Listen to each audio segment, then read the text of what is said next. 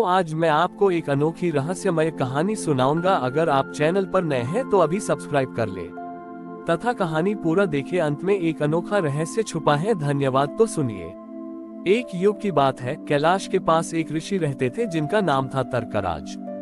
तर्कराज अत्यधिक बुद्धिमान थे और मानते थे कि ब्रह्मांड की हर चीज को तर्क और गणित के नियमों से समझा जा सकता है। उनकी तपस्या भी वैज्ञानिक और व्यवस्थित थी। वह केवल उन्हीं शक्तियों और सिद्धियों की प्राप्ति के लिए ध्यान करते थे जो उन्हें संभव लगती थी।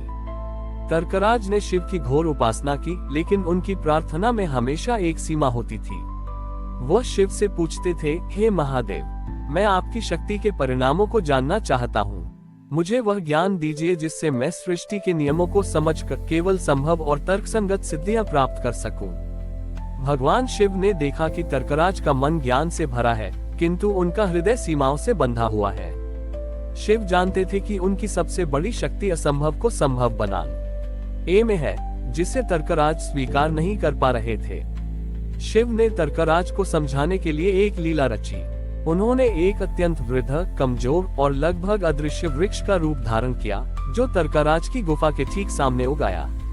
जब तर्कराज ध्यान से बाहर आए तो उन्होंने उस वृक्ष को देखा।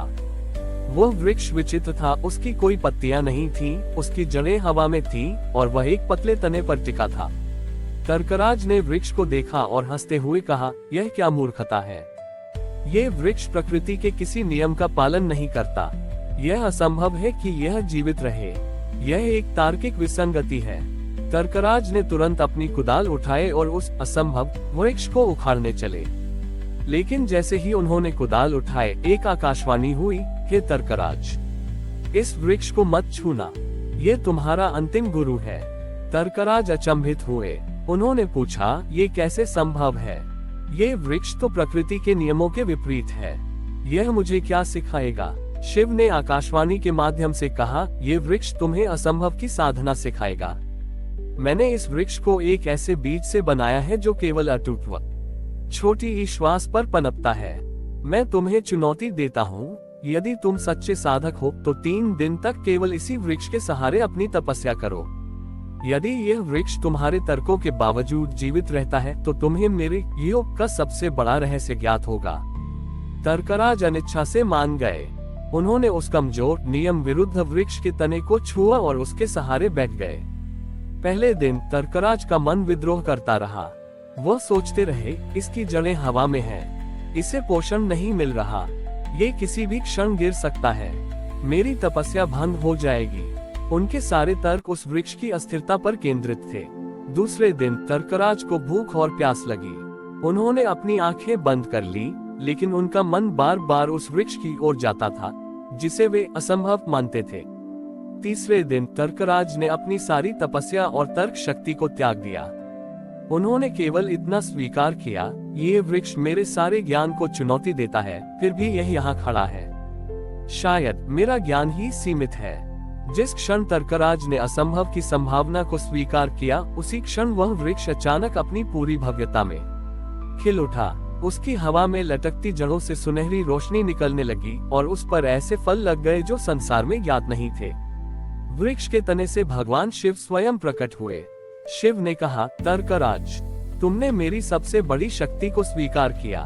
मेरा अस्तित्व, मेरी लीलाएं और मेरा नटराज नृत्य सब कुछ असंभव की सहज स्वीकृति पर टिका है। तुम केवल संभव को सिद्ध करना चाहते थे, लेकिन सच्ची भक्ति और मोक्ष असंभव की सीमा को पार करने में है। शिव ने आगे समझाया, संसार की हर रचना तर्क पर टिकी है, किंतु तुम्हारा हृदय और तुम्हारी आत्मा तर्क से परे है। जब तुम असंभव को भी उसी श्रद्धा से स्वीकार करते हो जिस श्रद्धा से तुम संभव को स्वीकार करते हो, तभी तुम मेरे अनंत स्वरूप को जान पाते हो। तर्कराज ने उस दिन से अपनी तपस्या का मार्ग बदल दिया। उन्होंने जान लिया कि सबसे बड़ा ज्ञान शब्दों और गणित में नहीं, बल्कि उस अटूट विश्वास में है जो हर असंभव को सहजता से संभव बना देता है। शिव से ज्ञान प्राप्त करने के बाद तर्कराज ने असंभव वृक्ष को प्रणाम किया। उस क्षण से उन्होंने अपनी पुरानी गुफा, अपने तर्क और अपनी सीमित सोच का त्याग कर दिया। उन्होंने ये जान लिया था कि सृष्टि का सबसे बड़ा सत्य तर्क के दायरे से बाहर है। तर्कराज अब संभावनादर्शी कहलाने लगे। उन्होंने अपनी सिद्धियों और ज्ञान का उपयोग अब उन समस्याओं को हल करने में किया जिन्हें संसार के लोग असंभव मानकर छोड़ चुके थे। उन्होंने कैलाश पर्वत छोड़ दिया और एक ऐसे राज्य की ओर गए जहां पिछले कई दशकों से भयानक अकाल पड़ रहा था। इस राज्य का राजा, जिसका नाम ज्ञानेंद्र था, ने अपने सारे वैज्ञानिक, इंजीनियर और तर्कशास्त्रियों को बुला लिया था, लेकिन कोई समाधान नहीं मिला था। सभी का तर्क यही था कि चूंकि बादल पहाड़ों के ऊपर नहीं जाते, इसलिए इस क्षेत्र में वर्षा लाना असंभव है। जब तर्कराज वहां पहुंचे तो राजा ने उनका मजाक उड़ाया। हे साधक, हमारे सभी तर्क समाप्त हो चुके हैं। आप हमें क्या सिखाएंगे जब प्रकृति का नियम ही हमारे विरुद्ध है? तर्कराज ने मुस्कुराते हुए कहा, मैं यहाँ नियमों को बदलने नहीं आया हूँ राजन। मैं तो केवल असंभव में छिपी संभावना को खोजने आया हूँ। तर्कराज ने उस भूमि के सबसे सूखे, सबसे बंजर पहाड़ पर आसन जमाया। ये वह स्थान था जहाँ तर्क के अनुसार पानी की एक बूंद भी नहीं मिल सकती थी। उन्होंने कोई जटिल अनुष्ठान या मंत्र नहीं किया। उन्होंने केवल गहन समाधि लगाए और अपने भीतर के अटूट विश्वास को उस पहाड़ की ओर प्रवाहित किया। उनकी तपस्या की शक्ति सीधे छोटी ईव के असंभव वृक्ष के ज्ञान से जुड़ी थी। जब वे गहरे ध्यान में थे तो उन्होंने अपने मन में पहाड़ों से नहीं, बल्कि आकाश की नीलिमा से पानी निकलने की कल्पना की। उनका सारा तर्क अब इस एक बिंदु पर केंद्रित था, यदि शिव की कृपा से एक वृक्ष बिना जड़ के खड़ा रह सकता है, तो क्या पानी बिना बादल के नहीं आ सकता? 7 दिनों के बाद एक अद्भुत घटना घटी। न तो बादल आए, न ही वर्षा हुई, लेकिन पहाड़ के सबसे ऊंचे, सबसे शुष्क बिंदु से अचानक शीतल, मीठे जल का एक झरना फूट पड़ा। ये जल पहाड़ों के भीतर से आ रहा था, न कि बाहर से। ये झरना इतना शुद्ध और विशाल था कि उसने पूरे राज्य की प्यास बुझा दी। वैज्ञानिक और तर्कशास्त्री हैरान थे। उन्होंने मिट्टी की जांच की, पत्थरों की जांच की, लेकिन उन्हें नहीं पता चला कि यह पानी कहां से आया। उनके तर्क में इसका कोई स्थान नहीं था। राजा ज्ञानेंद्र ने झुककर तर्कराज से पूछा, ये कैसे संभव हुआ? यह विज्ञान के विरुद्ध है। तर्कराज ने ध्यान से बाहर आकर कहा, राजन, ये असंभव इसलिए हुआ क्योंकि मैंने इस धरती को अपनी श्रद्धा से सींचा। इस जल का स्रोत बाहर नहीं, बल्कि पहाड़ के भीतर छिपा हुआ था, जिसे भय और अविश्वास के तर्कों ने वर्षों से ढक रखा था।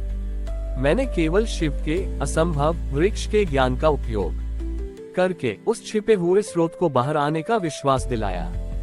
इस घटना के बाद तर्कराज ने राज्य को सिखाया कि हर समस्या का समाधान बाहर के तर्क में नहीं, बल्कि भीतर की छिपी हुई संभावना में होता है, जिसे केवल अटूट विश्वास से ही खोला जा सकता है। और इस प्रकार तर्कराज ने सिद्ध किया कि शिव की सबसे बड़ी शक्ति नियमों को तोड़ने में नहीं, बल्कि यह सिद्ध करने में है कि प्रेम और विश्वास के सामने कोई नियम या सीमा टिक नहीं सकती। हमारी और भी आध्यात्मिक एवं अनोखी कहानियां देखने के लिए हमारे चैनल पर जाएं तथा धार्मिक एवं पौराणिक अनोखी कहानियां हमारे चैनल पर है। कृपया जाके देखें तथा हमारे चैनल को सब्सक्राइब करके रखें और वीडियो लाइक जरूर करें। धन्यवाद।